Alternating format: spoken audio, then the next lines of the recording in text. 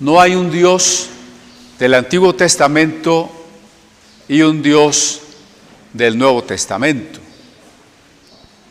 Hace muchos años, era prácticamente un niño, cuando escuché a un pastor decir que el Dios del Antiguo Testamento era un Dios iracundo, un Dios cruel, un Dios guerrero, pero el Dios del Nuevo Testamento era un Dios de amor, era un Dios de misericordia.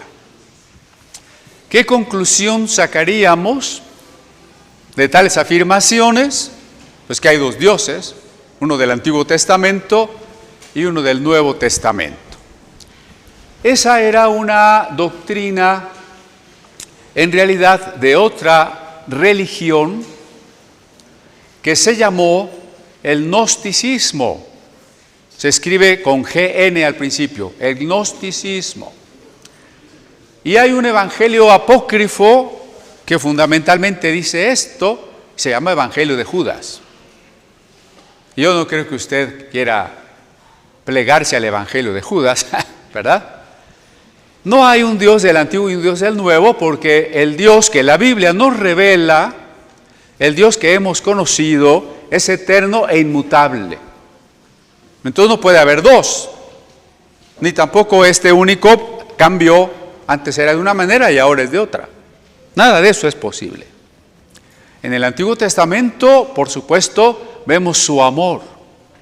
No rescató al pueblo de Israel de Egipto, no apareció a Abraham ni le dijo, tú eres mi amigo, no ayudó a José y a David y a cada uno de los que lo necesitaron. A través del profeta Oseas, Dios nos mostró cuánto nos ama, porque el profeta Oseas tenía una esposa que lo engañó y Dios le dijo, búscala, perdónala. La regresó a la casa y lo volvió a engañar y se volvió a ir. Y conforme a las costumbres de aquel tiempo, para rescatarla de donde se había ido, tuvo que pagar, tuvo que comprarla y recuperarla. Y así no sé cuántas veces, Y todo para que aprendiéramos con la experiencia del profeta Oseas que nosotros como pueblo de Dios desobediente somos igual a una esposa infiel. ¿Y qué hace Dios? Cada vez que fallamos o a la primera vez que fallamos, aplica la ley y dice, apedreen esa esposa infiel, aquí se acabó todo. Tendría derecho, ¿no? Pero cada vez nos busca, nos perdona y nos regresa. Ahí está el amor de Dios, expresado en Miqueas, con amor eterno te he amado, por tanto te prolongué mi misericordia. Ahí están los salmos de Dios, es lento para la ira y grande en misericordia, su fidelidad o su amor permanece para siempre. Y en el Nuevo Testamento, pues no se diga, Dios es amor, tanto amó Dios al mundo que dio a su Hijo. Pero también en el Antiguo y en el Nuevo, es decir, a lo largo de la Biblia, el apartarnos de Dios trae funestas consecuencias que en las formas antiguas de hablar se expresan como la ira de Dios o el castigo de Dios. No es que Dios quiera castigarnos, no es literal que Dios quiera castigarnos y destruirnos. Jesús dejó claro esto cuando nos contó que Dios más bien es como un padre que está a la espera de que regresemos y cuando regresamos nos recibe con todo amor, con beso y con abrazo, con lágrimas, ¿no? Pero los antropomorfismos o maneras de hablar de Dios de la antigüedad, pues no eran filosóficos ni científicos, eran literarios y simbólicos. Por eso cuando hablan de las consecuencias de que estemos lejos de Dios, hablan de plagas, de destrucción, de maldición, de ira divina, pero no es algo que Dios quiere. La prueba de que Dios no lo quiere es que le puso remedio y mandó a su Hijo. Si Dios nos quisiera destruir, piénselo así, tan sencillo. Si Dios nos quisiera destruir, pues nos manda al infierno ya. ¿Para qué manda a su Hijo? ¿Para qué nos da más años de vida? Yo me sigo preguntando eso, ¿no? No es que usted y yo seamos buenos tampoco, pero yo digo, ¿por qué Dios no se lleva de una vez a estos sicarios que están matando tanta gente? ¿Por qué no se lleva de una vez a estos gobernantes que tenemos aquí? ¿Verdad? Dios es paciente, misericordioso, perdonador. Por eso es claro que no está enojado con nosotros ni nos quiere destruir. Es un Padre que nos está esperando. Pero insisto, la manera de pintar con pinceladas hermosas de literatura las consecuencias de alejarnos de Dios se llaman en la Biblia, en aquel lenguaje de la antigüedad, maldiciones, ira de Dios, castigos, etc. ¿De acuerdo? ¿Por qué digo esto? Porque el último versículo del domingo pasado fue: el que invocar el nombre de Jehová será salvo. Y vimos que en el Nuevo Testamento, basado en la traducción judía, no cristiana, judía, griega, de la Septuaginta, Jehová se traducía como Señor. Y que en el Nuevo Testamento y en la revelación que se ha manifestado Cristo, el Señor es Cristo. Si de acuerdo con los profetas y con la ley, el Señor es Jehová, y de acuerdo con los evangelios y las epístolas, el Señor es Cristo, entonces decíamos el Hijo, al igual que el Padre y al igual que el Espíritu Santo, la Trinidad es Jehová. La Trinidad es Yahvé. La Trinidad, las tres personas del un solo ser, las tres diferentes personas del un solo Dios, comparten la inmutabilidad, la eternidad, la infinitud y los atributos relativos, la omnipotencia, la omnisciencia, la misericordia, la soberanía. ¿De acuerdo? Entonces no hay dos dioses, el Padre un Dios grandote y el Hijo un Dios chiquito, no hay dos dioses. Tampoco hay dos dioses, uno del Antiguo y uno del Nuevo. Hay un solo Dios, ser supremo, y no puede haber otro, porque entonces ya no sería ser supremo ni único. Hay un solo Dios que nunca cambia, desde la eternidad no ha cambiado, y tampoco puede cambiar, porque como Él lo sabe todo, no hay algo nuevo que tenga que pensar o decidir o saber. Ya, todo está en su presencia, ¿no? Y ese Dios ha sido siempre, siempre lo que expresan las palabras de San Juan. Dios es amor. Cuando Dios creó el mundo, lo estaba creando por amor y para el hombre que Él habría de redimir. Fíjense, desde el primer acto que conocemos de la divinidad, la creación, ya hay una motivación, el amor, y hay un propósito, entregarlo al hombre que va a redimir. El que después Dios repose el séptimo día, que tampoco es literal, que significa que Dios ya no está creando, sino preservando su creación, es un acto amoroso. Porque la creación solo se preserva o solo sigue existiendo porque Dios le imparte de su ser. Si Dios no le impartiera de su ser, nada existiría. Eso es amor, ¿no? Dar el ser. Y porque cuando a nosotros, seres conscientes, libres a su imagen, como nosotros los hombres y los ángeles, nos dio libertad, los hombres nos apartamos de Él y decidimos no amarlo. ¿Y qué hizo Dios? Nos siguió amando. Y nos demostró su amor, que su amor era tan profundo, tan sublime, que se dejó matar por nosotros. Y todo ello con un propósito, un objetivo, que es el matrimonio o la comunión eterna de deleite, de amor recíproco entre Dios y nosotros, ¿no? Entonces no hay dos dioses, hay un solo Dios, hay un solo Señor, dice Isaías. Yo no comparto mi gloria con nadie, dice Dios en palabras de Isaías. Entonces Jesús no puede ser otro Señor, ni otro Dios, ni tener otra gloria que no es la del Padre. Es un solo Dios, ¿verdad? Y por eso ahora Pedro retoma unas palabras, porque Pedro creo que tiene clara una cosa, ¿no? Si no la tiene explícita en términos teológicos, sí por lo que ha vivido con Jesús. Dios es incognoscible. ¿Qué quiere decir eso? Que Dios no puede ser conocido. ¿Cómo que Dios no puede ser conocido? Bueno, a ver, ¿usted ha visto a Dios? ¿Ha tocado a Dios? ¿De qué manera usted ha conocido a Dios? Si Dios es más grande que nuestro pensamiento, que nuestro cerebro, que nuestras capacidades, no podemos conocer a Dios. Ha sido un acto a la inversa. Dios se ha dado a conocer a los seres humanos. Eso se llama revelación. Y la suprema revelación, es decir, la manera más clara, patente y en otro sentido sencilla, en que Dios se ha dado a conocer, es Jesús. Es haciéndose humano. Y digo sencilla, porque si Dios se hizo humano es para que lo comprendiéramos mejor, ¿no? Por eso Jesús decía, el que me ha visto a mí, ha visto al Padre. Entonces pensemos por un momento en este atributo del Padre de ser inaprensible, incognoscible, que la Biblia expresa como el que habita en luz inaccesible o detrás de nubes de oscuridad. Nadie lo conoce. A Dios nadie le vio jamás, dice Juan capítulo 1.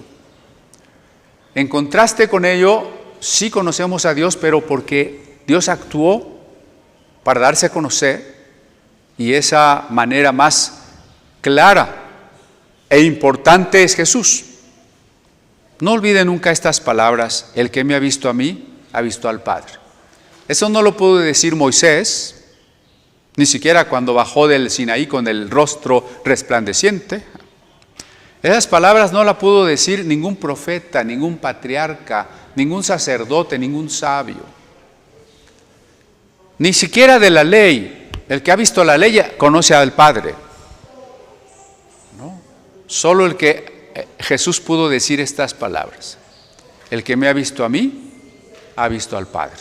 Tengamos eso en mente para ir a Hechos, capítulo 2, en el versículo 22. Varones israelitas, oíd estas palabras: Jesús Nazareno, varón aprobado por Dios entre vosotros con las maravillas, prodigios y señales que Dios hizo entre vosotros por medio de él, como vosotros sabéis, a este, entregado por el determinado consejo y anticipado conocimiento de Dios, prendisteis y matasteis por manos de inicuos, crucificándole, al cual Dios levantó sueltos los dolores de la muerte, por cuanto era imposible que fuese retenido por ella. He titulado a la plática de hoy: ¿un Mesías muerto puede considerarse el prometido, el Mesías prometido que traería la paz? El judaísmo de aquella época y el judaísmo de esta época piensa que el Mesías va a aparecer, va a someter a todas las naciones bajo el cetro de Israel e impondrá, del verbo imponer, de las fuerzas, la paz. Y como eso no ha sucedido, como este mundo no está en paz, el Mesías no ha venido, concluyen, ¿no?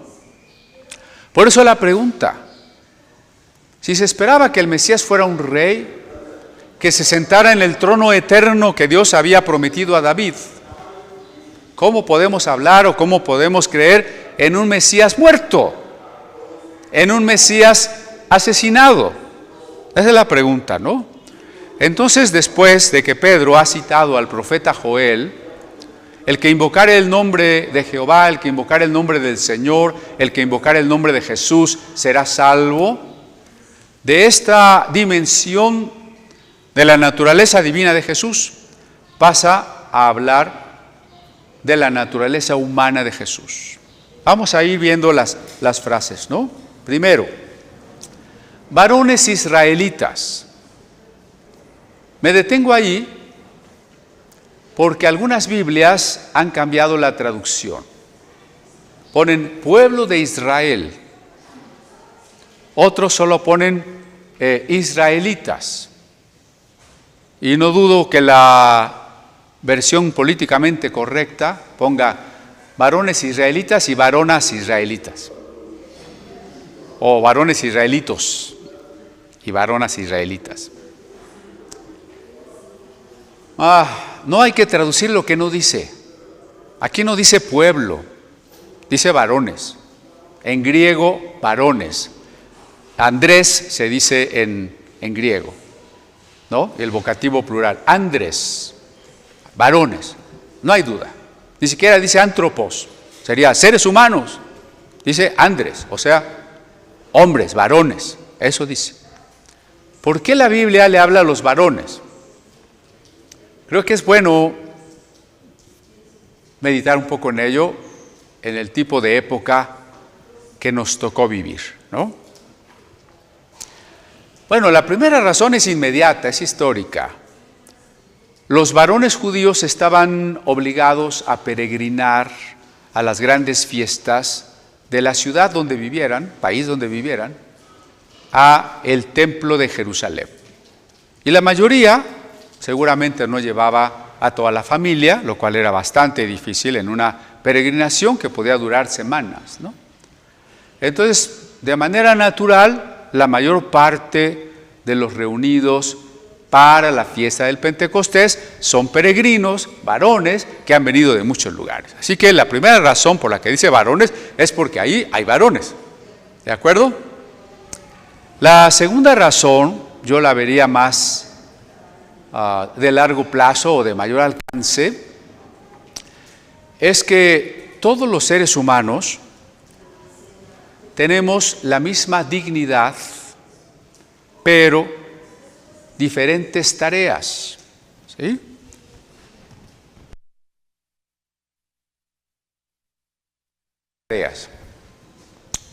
Por ejemplo, los padres y los hijos.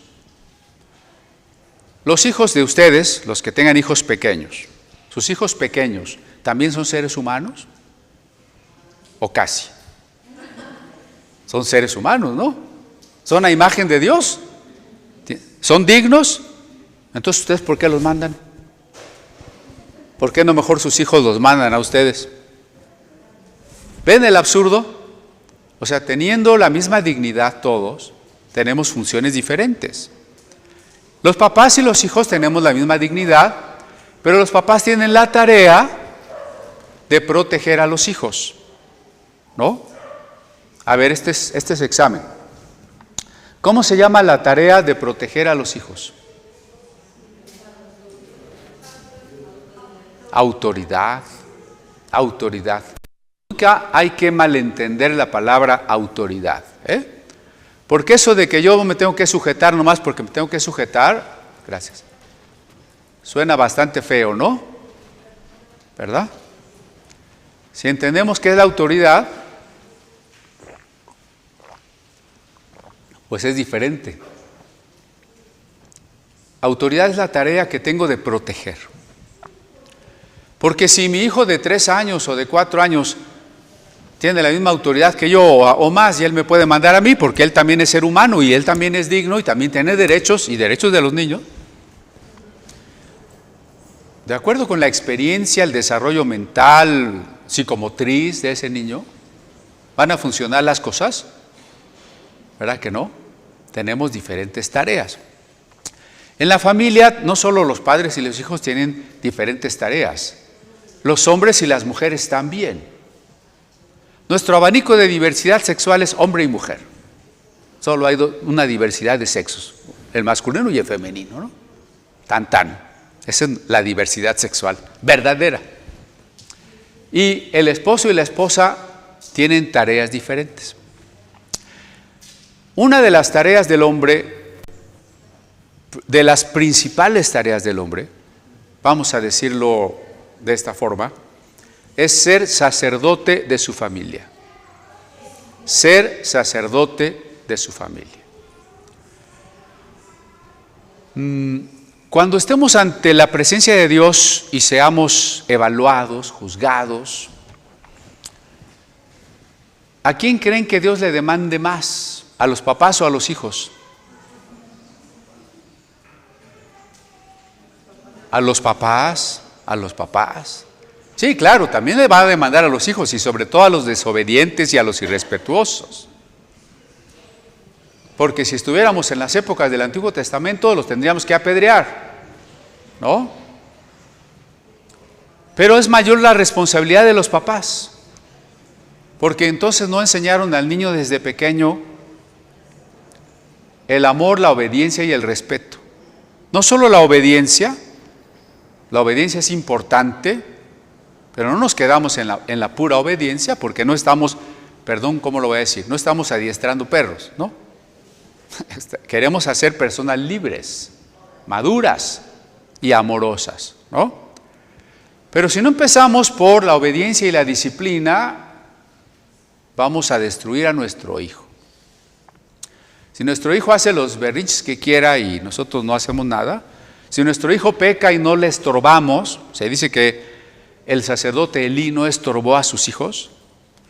Si nosotros no les reprendemos, no les enseñamos y no les llamamos la atención, ¿a quién le va a pedir Dios más cuentas? ¿Al papá o al hijo? Siempre al que tiene la autoridad, ¿sí? Y si la responsabilidad del varón es ser sacerdote de su hogar, proteger a su mujer y a sus hijos, ¿a quién le va a pedir más cuentas Dios? ¿Al hombre o a la mujer? Al hombre. Claro, no faltan las mujeres rebeldes y con otros epítetos que no quiero mencionar. Pero, con todo y todo, la exigencia para la mujer es honra y respeta, obedece a tu marido. Pero la exigencia para el hombre es mayor. Ama a tu esposa como Cristo a la iglesia. Entrégate como se entregó Cristo por la iglesia. Pues eso está más difícil, ¿no? El hombre es el sacerdote de la casa. Claro, hay casas donde no hay hombre, o el hombre no sabe de esta tarea que Dios le ha dado, o el hombre dice que no es hombre, ¿verdad? Todas esas posibilidades, ¿no? Pero el hombre debería reconocer eso. Es decir, ¿qué hace un sacerdote? Un sacerdote es como el puente entre Dios y los hombres. No es un puente de salvación, porque el único puente que hace la salvación es Cristo, ¿no? Nuestro sumo pontífice. Pontífice quiere decir hacedor de puentes. Entonces, el que ha hecho esa unión entre nuestra separación y Dios es Cristo. Pero ¿de qué manera vamos a conocer más lo que Dios quiere? ¿Y de qué manera somos invitados e inspirados a prepararnos y a entregarnos a Dios? A través de la obra sacerdotal de los jefes de la casa, ¿sí? Vamos a ver, ¿quién es el que debe invitarnos, liderar, dirigir, promover que haya oración en la casa? De manera constante, ¿no? El hombre. ¿Quién debe de ir más adelante apurándose a estudiar para enseñar la palabra en su casa? El hombre. No puede descuidar esa tarea, ¿no? En nuestra cultura latinoamericana se acostumbró mucho, yo me voy a trabajar, que te eduque tu mamá. Y ahí están las mamás mal educando a los hijos, ¿no? Porque los hombres han dejado su tarea. ¿De quién es la responsabilidad principal de educar a los hijos? Del varón. Educarlo en todos sentidos, el de la escuela, el de la Biblia, el carácter, el de la ética, el de los hábitos. Por ahí tenemos un video que se llama El orden de Dios para los padres. No estaría mal que lo repasen, ¿no? Búsquelo así. Orden de Dios para los padres, Cristian Gómez o Comunidad Apostólica, y ahí lo va a encontrar. Pero la responsabilidad principal es del varón. Por eso Corintios 14 dice, si la mujer quiere saber algo, pregunte en casa a su marido. ¿Cuál es el desafío para el marido? Tener la respuesta para su esposa, porque luego a lo mejor hace cada pregunta que ya. A lo mejor le tenemos que decir, déjame estudiar, pero al fin hay que estudiar, ¿no? Entonces Dios es conocido en la familia porque el Padre lo muestra, porque el Padre habla de Él, porque el Padre enseña la palabra. Y la familia es inspirada y guiada para amar a Dios porque el Padre la guía hacia Dios. Esta es la función doble sacerdotal, de Dios al hombre y del hombre a Dios, ¿no? Cuando esto se pierde el orden de la familia. Y cuando se pierde el orden de la familia, las familias se desintegran. Y cuando las familias se desintegra la sociedad y la nación y la ética. Bueno, nuestra época es la prueba de eso. Estamos en una época de relativismo, de desorientación, de nihilismo, o sea, de los jóvenes no creen en nada, no quieren nada.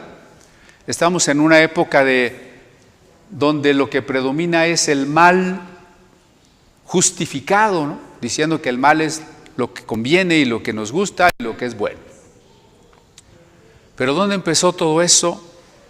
Esta sociedad a la que vemos desmoronarse y hundirse en la violencia y en la corrupción, es una sociedad en la que podemos ver puras familias fuertes, bien integradas. ¿Verdad que vemos exactamente lo contrario? Familias a medias, familias separadas, desintegradas, cada quien por su lado, papás que no cumplen su tarea de educar, hijos que no respetan a los padres. Ahí está la consecuencia de que una familia no siga el orden de Dios para la familia. La responsabilidad del sacerdocio familiar es del varón. Esa es la razón por la que no solo este pasaje, muchos pasajes en la Biblia estarán dirigidas a los hombres. Y no quiere decir que Dios no piense en las mujeres.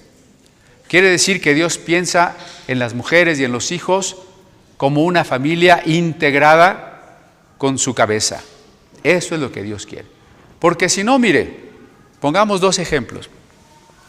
¿Qué tal que yo veo a alguno de los pequeñitos o de los adolescentes mal y quiero ir y reprenderlo y tratar con él directamente? ¿Cuál debería ser mi camino más bien? ¿No debería ir con sus padres? ¿Verdad? De los padres. De la misma manera, yo no puedo tratar de aconsejar o corregir a una hermana que tiene su marido. Tendría que hacerlo a través de su marido. ¿Sí? Bueno, insisto, habrá hombres solos que digan, bueno, pues yo no tengo a mi familia, o mujeres que digan, pues yo no tengo marido, o yo ni hijos tengo, ¿no? Sí, eso me queda claro. Pero donde haya un varón, la invitación es a que el varón sea el sacerdote. Y que, aunque en alguna época de la vida no estemos integrados de esa manera, sabemos que lo ideal o el modelo es ese. Y por eso es que cuando la Biblia dice, quiero que los hombres oren en todo lugar, levantando manos limpias, dice a los hombres, y luego dice, asimismo las mujeres, tal cosa. Entonces hay que ver, o hay que distinguir, cuando el orden de Dios quiere pasar a través de la cabeza de la familia para descender a la familia. Eso va a ser bendición para toda la familia. Vivimos en una cultura en exceso individualista. Todos estamos separados, ¿no? Somos ultra individualistas. Por eso quizá nos sorprenda que la Biblia no esté pensando así. La Biblia siempre habla de una salvación para una comunidad y de un trato de Dios con una familia. ¿De acuerdo? Esto, bueno, lo digo muy breve pero tiene que ir cambiando muchos de nuestros parámetros, ¿no? De cómo vemos la familia, cómo vemos la vida, cómo vemos las ideologías, por supuesto. Varones israelitas, oí estas palabras: Jesús Nazareno, varón aprobado por Dios entre vosotros. Esta es la parte humana de Jesús. Comencé hablando del aspecto divino de Jesús, cuando invocar su nombre es invocar el nombre de Jehová, cuando es Él quien ha derramado lo que Dios había prometido, el Espíritu Santo. Pero ahora Pedro se enfoca en la parte humana de Jesús, porque el Mesías era un ser humano. El Mesías había aparecido como un ser humano. Y entonces dice por nombre, este Jesús de Nazaret. Claro, a veces decimos Jesús de manera indistinta, pero si queremos hablar de la eternidad, tendríamos que decir el Hijo. Si queremos hablar de la tarea que tuvo, tendríamos que decir Cristo o Mesías. Y si queremos hablar de su nombre propio, tenemos que decir Jesús. Pero como había varias personas que se llamaban Jesús, hay que decir una especie de apellido, que era el pueblo de donde era la persona. Jesús de Nazaret, ¿no? Pedro está diciendo a toda esa multitud que ha reconocido en esos que están hablando en lenguas a unos galileos, que él está hablando de un Jesús de Nazaret que está en Galilea. Así que lo primero que está enfrentando es un cierto menosprecio que tienen los judíos de Judea y los judíos de la diáspora de la cultura griega contra la parte más ignorante de los judíos de Galilea. Sí, somos galileos y les voy a hablar de un Jesús de Nazaret.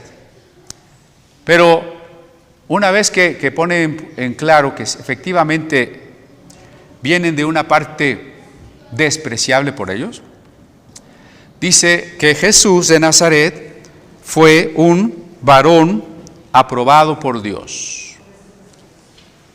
Parecería, si lo leemos así solo, bueno, entonces Jesús no es Dios, porque Jesús es un varón aprobado por Dios. Parece que Jesús no es Dios.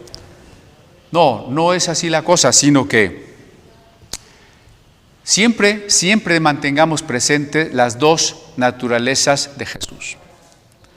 Jesús es Dios, pero cuando fue engendrado en María, Jesús también tomó naturaleza humana y se limitó a la naturaleza humana.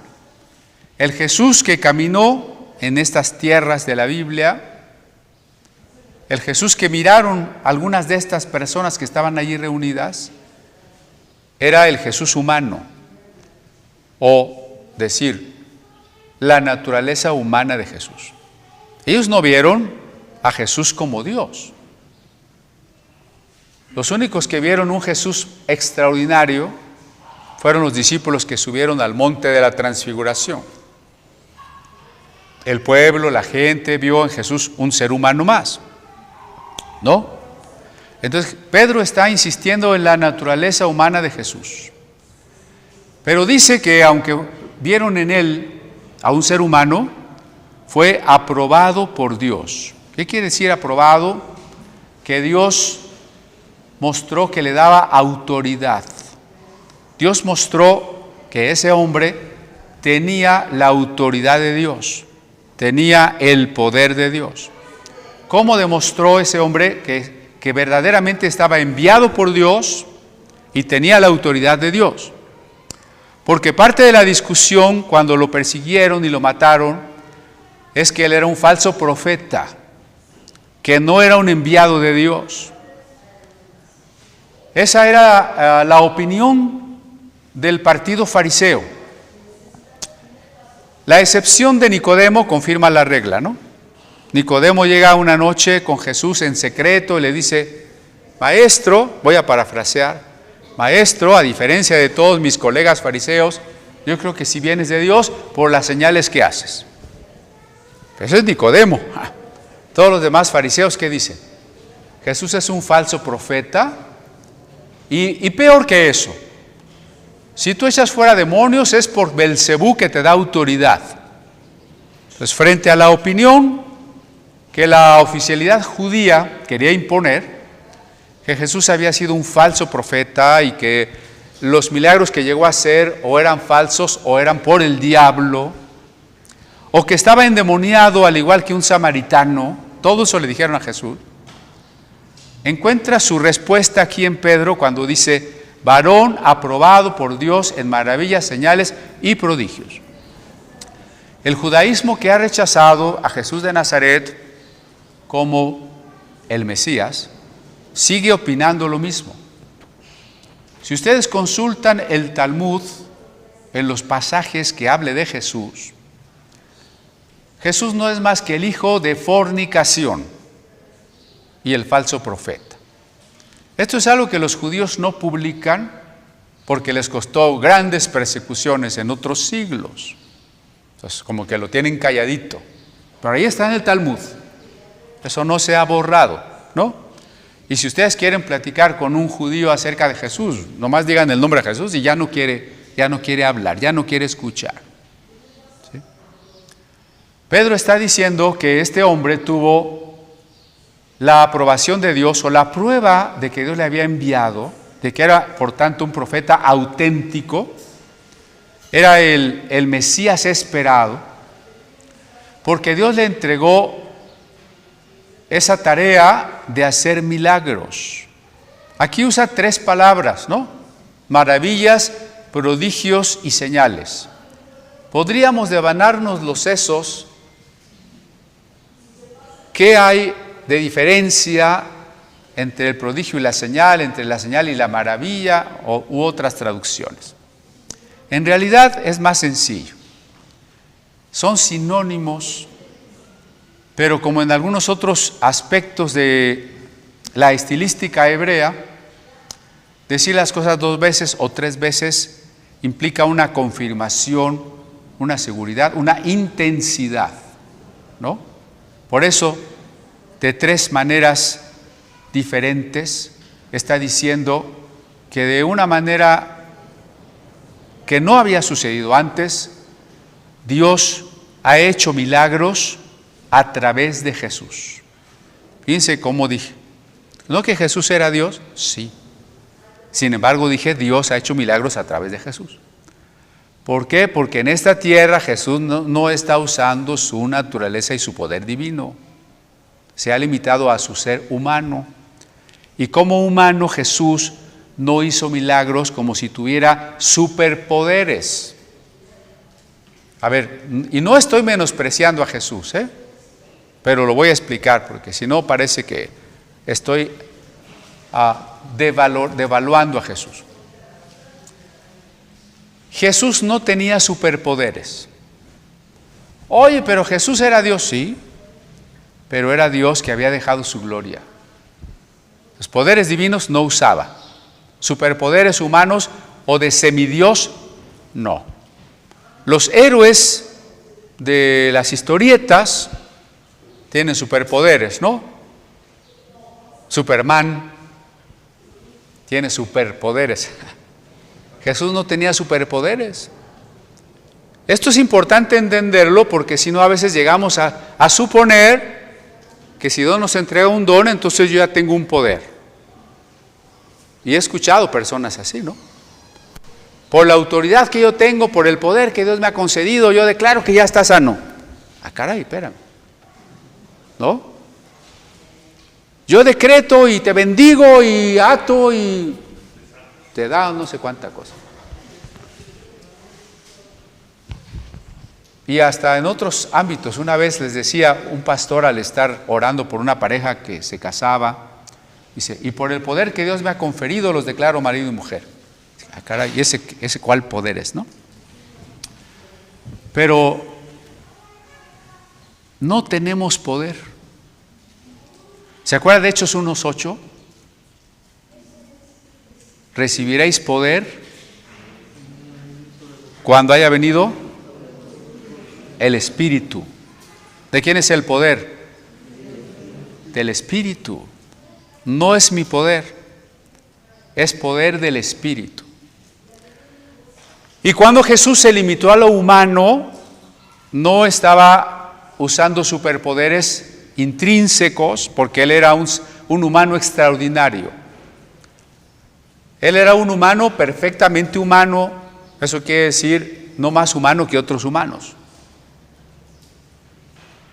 No sé si me explico. Si Jesús hubiera sido un hombre en realidad no humano, sino más que humano, hubiera sido una trampa de parte de Dios poner a uno que era más que humano a darle el ejemplo a los humanos. No era equitativo el asunto. Jesús tenía que ser un humano como nosotros. Entonces Jesús no tenía poder. ¿Sabe cuándo recibió poder del Espíritu? En el Jordán. Si Jesús hubiera tenido sus superpoderes, ¿para qué quería ser lleno del Espíritu Santo? En el Jordán Jesús fue lleno del Espíritu Santo. El poder era del Espíritu Santo. Por eso el Evangelio de Juan es muy conciso en eso, aunque el Evangelio de Juan enfatiza plenamente la divinidad y el hecho de que Jesús es Hijo de Dios. El Evangelio de Juan también es claro en esto. Jesús dice, no hago mis obras, sino las obras que el Padre me ha dado. Y cuando va a orar para que Lázaro resucite, dice, Padre, te doy gracias porque sé que me has oído. ¿Quién resucitó a Lázaro? ¿No es el Padre? ¿El poder del Espíritu? ¿Sí? Entonces Jesús es un hombre aprobado por Dios en maravillas, señales, milagros, porque Dios, por el Espíritu, obra los milagros en Jesús. Y la tarea de Jesús como ser humano, como hombre, es escuchar la voz del Espíritu. Jesús no va a orar por un enfermo que el Espíritu Santo no le indique. Jesús no va a tratar de resucitar un muerto que el Espíritu Santo no le indique. ¿Se imagina que tuviéramos ese poder ya nuestro y pudiéramos usarlo indiscriminadamente? Pues vámonos a un hospital y sacamos a todos, dejamos el hospital vacío, nos vamos a los velatorios y hacemos quebrar a las funerarias, ¿no? Pero ese es un error que se comete a veces cuando se hacen oraciones demasiado generalizadas, ¿no? Y yo ahora los bendigo a todos, que todos van a recibir abundancia. Ah, caray, el plan de Dios para cada uno es recibir abundancia, así, indiscriminadamente, de manera sumaria, como ametralladora, ya todos. No, necesito saber qué me dice el Espíritu Santo en cada ocasión y para cada persona. ¿No? Por eso dice, Dios lo respaldó con esos milagros. Y Jesús hizo esos milagros porque el Padre así se lo indicaba. Y cuando no se lo indicó, pues no los hizo. ¿Se acuerdan cuando estaba frente a Herodes? A ver, hazme un milagrito, dice Herodes. Si Jesús le hubiera hecho un milagro cualquiera a Herodes, creo que Herodes lo deja ir, ¿o no? ¿No era una tentación? Nosotros poniéndonos del lado de Jesús, digo, Jesús, pero ¿por qué no hiciste un milagro? Te hubieran soltado, ¿no? Se lo pidió Herodes, pero no se lo pidió Jesús. Digo, no se lo pidió el Padre. No se lo pidió el Padre. Bueno, una vez el diablo también se lo pidió. Di que estas piedras se hagan pan, y Jesús tenía muchísima hambre. Pero no se lo había pedido el Padre. Cuando el Padre no lo pide, no lo hacemos. Cuando el Padre lo pide, lo hacemos. Tenemos que tener fe cuando el Padre lo pide, ¿no? Entonces Jesús estaba caminando en fe, Jesús estaba caminando en obediencia, y entonces como varón, como ser humano, como nazareno, como judío de su tiempo, el Espíritu Santo le usó y mostró que Dios le respaldaba y él era auténticamente el enviado de Dios. Bien. Entonces, Dios testificó esto y al final del versículo dice que Dios hizo entre vosotros por medio de Él, aquí está confirmando lo que les dije, los milagros no los hizo Jesús, Dios los hizo por medio de Él. ¿Sí dice así o no? ¿Sí dice? como ustedes lo saben, dice Pedro, como ustedes lo saben. ¿Qué quiere decir eso? A mí me hace pensar en varios tipos de personas en el público. Porque dice, varones residentes de Jerusalén, como los que venían de otras partes. Entonces, algunos residentes en Jerusalén, tal vez hasta vieron la crucifixión. Podría haber uno que otro allí. De los que venían de otras partes, quizá algunos se habían encontrado en el ministerio de Jesús, que anduvo en pueblos y ciudades, y habían visto que efectivamente había hecho milagros. Otros, los venidos de más lejos en la diáspora, seguramente jamás habían visto a Jesús, ni mucho menos un milagro de Jesús. Pero lo que Pedro está poniendo, en donde está poniendo el énfasis, no es solo en que si ellos vieron a Jesús o físicamente lo conocieron o no, sino en el hecho de que si toda la tradición de los profetas muestra que un enviado es respaldado por Dios con señales, y que Jesús, lo hayan visto o lo hayan oído, fue respaldado más que ningún otro con las señales milagrosas, entonces es el enviado del que Dios ha testificado. En la Biblia la palabra testimonio es muy importante, tanto en el plano humano, porque así se perdonaba o se castigaba a alguien por el testimonio de que otros dieran, como en el Nuevo Testamento se habla del testimonio de Dios. Y los cristianos murieron por testimonio de Cristo. Entonces el testimonio es muy importante. Dios dio testimonio de Jesús, y eso lo saben los oyentes, o porque conocieron a Jesús, o porque les es claro teológicamente que si hubo este respaldo de parte de Dios, tiene que ser un profeta verdadero.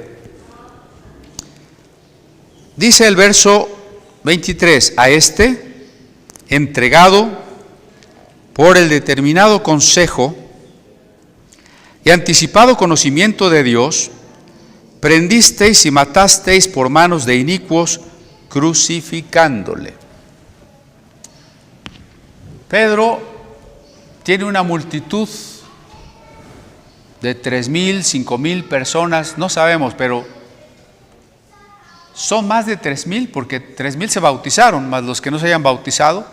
¿Cuántos le gustan? 5,000, 6,000, 7,000. Todos los que vinieron a la fiesta del Pentecostés, ¿no? Era una muchedumbre. Bueno, pues Pedro, frente a esa muchedumbre en la que seguramente también hay algunos líderes del judaísmo, les dice sin ambajes, con toda claridad, y los señala: ustedes mataron al Mesías. Así, ustedes mataron al Mesías. No es fácil. Cuando oímos las declaraciones de algún político, siempre son sugeridas para que el que lo entienda, y si alguien se ofende, él pueda decir que no era para él. ¿No? Nunca son claros y tajantes. A veces también leo declaraciones de algunos líderes religiosos muy importantes y tampoco dicen nada que sea claro y tajante. ¿No? No lo dicen. Si acaso llegan a decir, bueno, pues proponemos la paz y el respeto por la vida. ¿Y eso qué quiere decir? ¿A quién se lo estás diciendo y qué es el respeto por la vida y quién tiene la culpa de que no haya paz? Pues dilo. No lo dicen. Pero Pedro aquí lo está diciendo con toda claridad. Ustedes mataron al Mesías.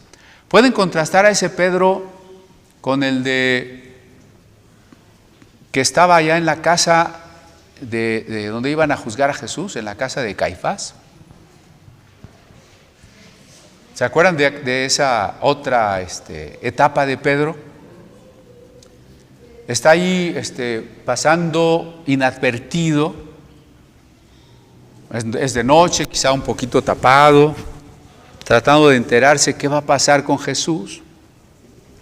Y en eso una indiscreta sirvienta se le queda viendo y dice: este es de los que estaban con ese malhechor que trajeron. Pedro voltea. ¿De quién hablas? ¿Tú? No, yo no. Yo ni lo conozco. ¿De qué me hablas? 3 veces, ¿no? 3 veces. Y dice que hasta blasfemó. No me quiero imaginar qué blasfemias, pero él quería convencer de que él no era. ¿Y por qué quería convencerlos de que él no era amigo de Jesús? Tenía miedo. No quería correr la misma suerte. Le dije, este también es, pues también apréndanlo y a ver qué pasa. No quería eso. Todavía ni sabía que iban a crucificar a Jesús. Tenía miedo de que lo aprendieran, por lo pronto de que lo aprendieran, ¿no? Contrastemos eso. Un Pedro que sin afán de discriminar se siente apocado y temeroso frente al riesgo de la cárcel y el dicho de una sirvienta, con el Pedro que frente a una multitud de personas que lo pueden linchar, juzgar, matar, se para y les dice a los ojos directamente: ustedes mataron al Mesías. ¿Vemos la diferencia? ¿Qué hizo la diferencia? El bautismo con el Espíritu Santo. Cuando Pedro negó al Señor, ¿ya era un discípulo? Sí. ¿Estaba bautizado en agua? ¿Era un apóstol? ¿Estaba lleno del Espíritu Santo? No. Cuando Pedro está diciendo todo esto, ha recibido ya el bautismo con el Espíritu Santo. ¿Sí se ve la diferencia? Recibiréis poder y me seréis testigos. No solo era el poder de obrar una maravilla cuando Dios así lo indique, era el poder de tener el valor, el amor, la fidelidad. Era el poder de hablar una palabra clara y contundente. Era el poder de decir el testimonio exactamente quién es Jesús, con la claridad que el oyente necesita. Eso. La diferencia es estar lleno del Espíritu Santo. Por eso la insistencia que tanto hemos hecho. Así como Pedro, que ya era un discípulo bautizado y hasta tenía un ministerio, pero no estaba lleno del Espíritu, podríamos estar en el mismo caso. Yo no estoy diciendo que usted no sea cristiano, que no tenga un ministerio, que no sea salvo, no estoy diciendo nada de eso. Lo que estoy diciendo es que sigamos buscando ser, además de todo eso, que gracias a Dios ya tenemos, ser llenos del Espíritu Santo. Recibir el bautismo con el Espíritu Santo.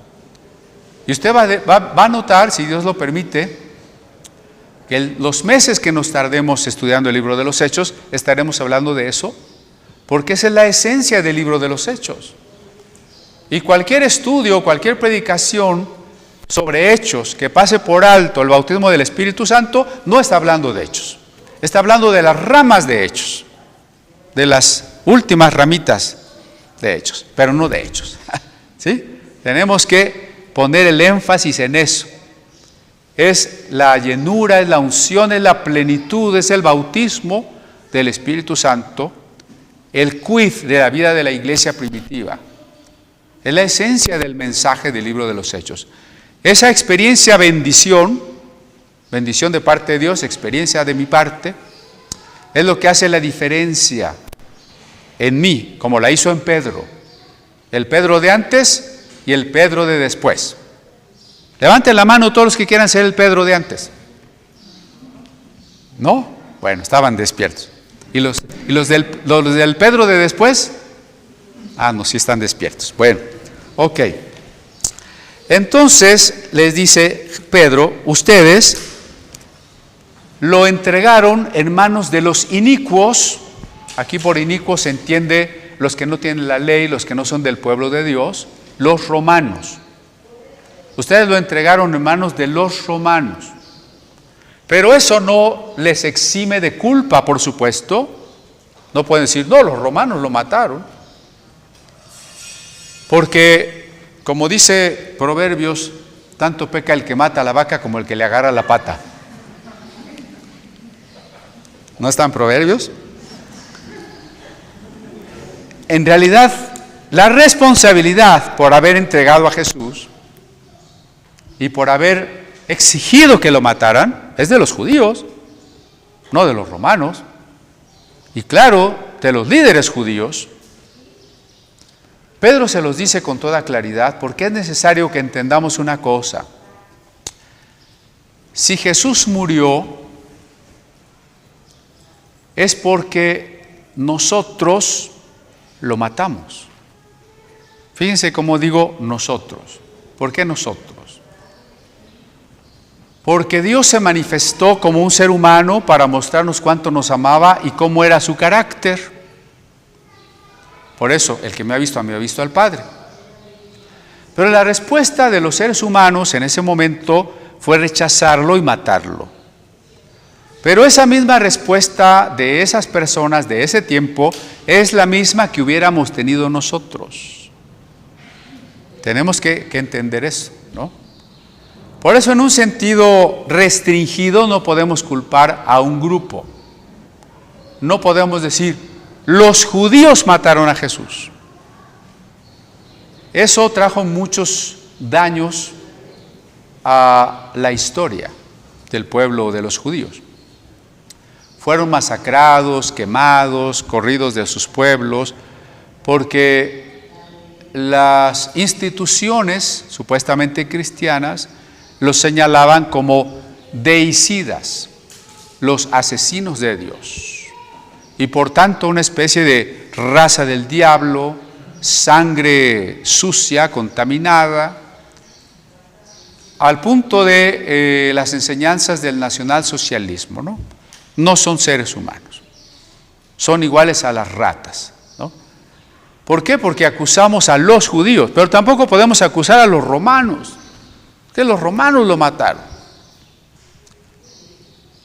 En realidad, Jesús murió por amor a nosotros. ¿Quién es la causa de que Jesús haya muerto? Yo. Más culpable o menos culpable de ese hecho directo, de cualquier manera, lo grandioso de la muerte de Jesús es que me amó tanto que murió por mí, ¿no? Me amó tanto que murió por mí. Entonces Pedro les tiene que decir claramente, ustedes lo mataron, porque si ellos no reconocen que rechazaron al que estaban esperando, pues no va a haber un remedio, ¿no? Tienen que reconocer que lo rechazaron. Y lo rechazaron a tal grado de matarlo. Es necesario que lo reconozcamos, que reconozcamos el hecho. Pero, por otro lado, Pedro dice que Jesús fue entregado no porque a Dios le salieran mal los planes. Es que Jesús se murió porque, bueno, a Dios no le salieron las cosas como Él había calculado. ¿Así fue? No falta quien vea a Jesús como una especie de mártir político, ¿no? Bueno, pues pobre Jesús era un idealista y como idealista pues acabó crucificado. Eso implica como que él no se lo hubiera imaginado y tampoco podía hacer nada. Otros dicen, no, pues es que quien llevó a Jesús a la cruz fue el diablo. El diablo. Todo eso implicaría que Dios ni sabía lo que iba a pasar. Dios mandó a su Hijo así con muchas ilusiones, muy optimista. Todo el mundo va a saber quién soy yo. Y de repente Dios se sorprendió. Y luego cuando lo mataron, Dios dijo, y yo no me lo esperaba. Así fue. Miren cómo dice aquí, en el verso 23. Entregado por el determinado consejo y anticipado conocimiento de Dios. Dios ya lo sabía, ese es el anticipado conocimiento. ¿Sí? Dios ya lo sabía. Y su consejo, es decir, estaba en los planes sabios de Dios. Pero ahora pensemos en esto. Si Dios ya lo sabía, significa que el hombre, los que lo crucificaron, solo actuaron como títeres de algo que Dios ya había decidido. Esto ya lo tratamos con Judas, es el mismo asunto. Porque algunos que malentienden la soberanía de Dios, piensan que Dios ya lo tiene todo escrito y decidido, y llegado el momento el hombre no hace más que aquello que Dios quiere. Si es así, entonces Judas fue un títere, y los sacerdotes y escribas y fariseos fueron títeres, y los romanos fueron títeres, y todos fueron títeres. Y nadie hizo lo que quiso, sino lo que Dios había decidido, y el único responsable de todas las cosas es Dios. Y entonces quien mató a su propio hijo fue Dios. ¿No suena extraño eso? Que Dios sepa las cosas no quiere decir que decida en lugar de nosotros. Usted decide. Dios sabe lo que usted va a decidir porque Él lo sabe todo, pero usted decidió, no Él. ¿Sí? Eso es lo primero que hay que dejar claro. Entonces, quienes rechazamos o rechazaron a Jesús y quienes lo crucificaron, lo decidieron.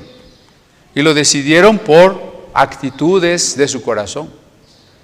Y por tanto son responsables. Y como son responsables, son culpables. ¿De acuerdo? No existe un determinismo. No existe un destino inexorable que Dios ya escribió, como dice nuestro himno nacional. Si nuestro destino por el dedo de Dios se escribió, pues ¿para qué anda escribiendo Dios las cosas que están pasando ahora? ¿No? No es así. Nosotros somos responsables de lo que hacemos, de lo que decidimos. Dios lo sabe, sí.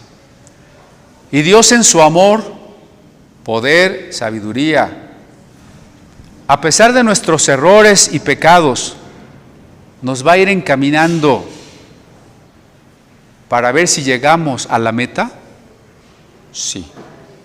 Muchos no van a llegar porque de todas maneras no quieren.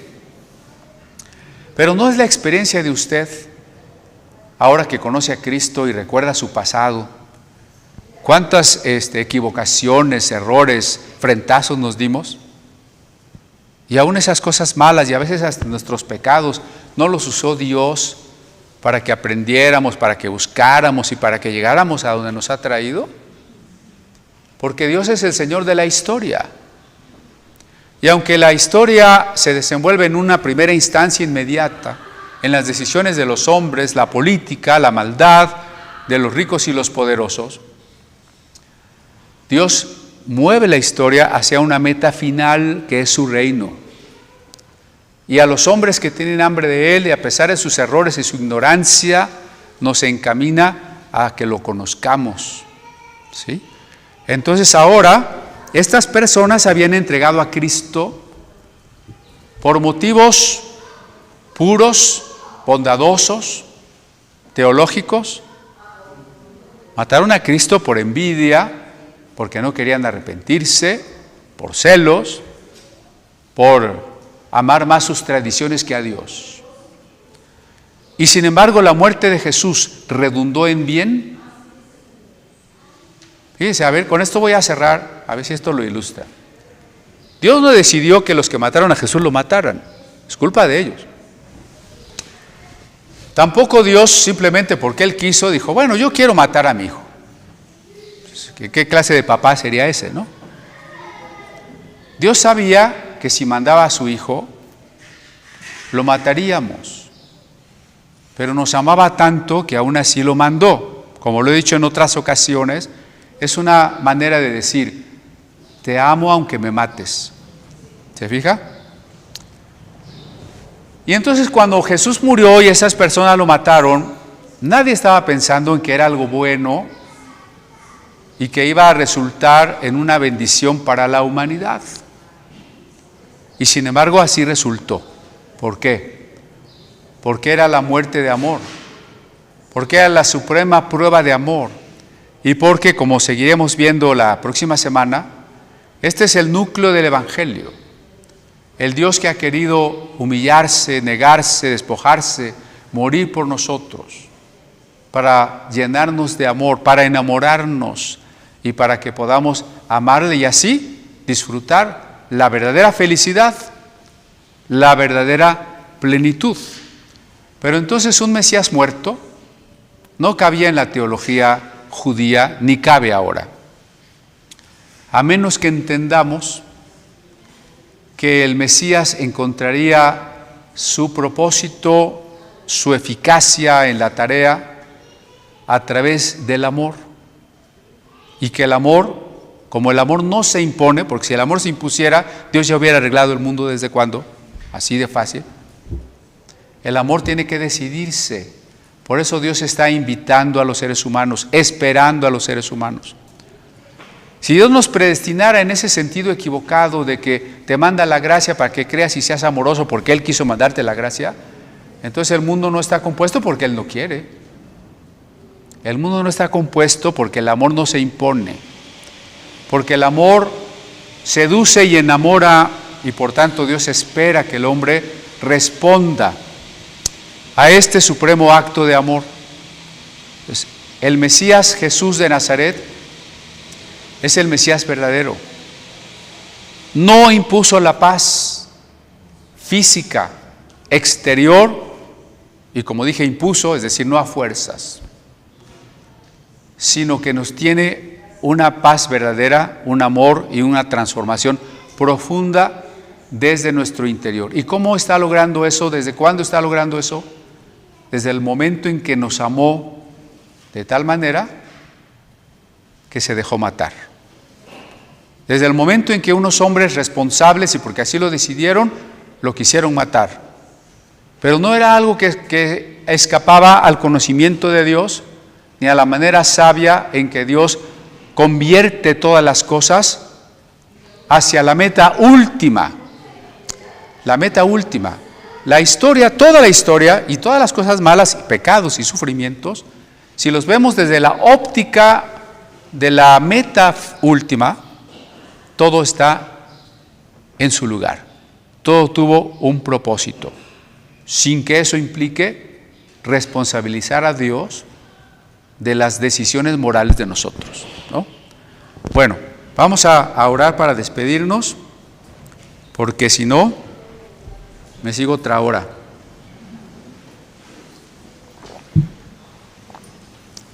Señor, te damos gracias porque